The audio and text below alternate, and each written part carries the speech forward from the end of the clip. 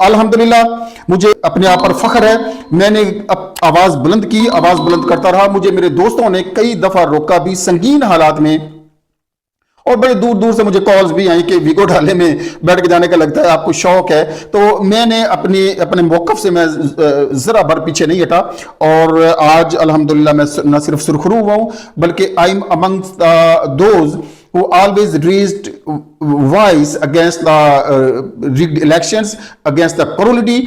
मैं इस बात पर फख्र महसूस जरूर कर रहा हूं कि मैं उनमें से हूं कि जो खड़े रहे हैं और जो बोलते रहे हैं और जिन्होंने आवाज बुलंद की है।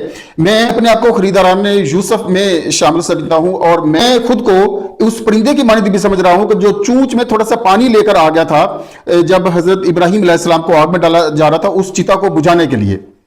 तो मुझे फख्र है अपने पीटीआई का वर्कर होने पर, पीटीआई का एक किस्म का स्पोक्स पर्सन होने पर। मुझे उसके हक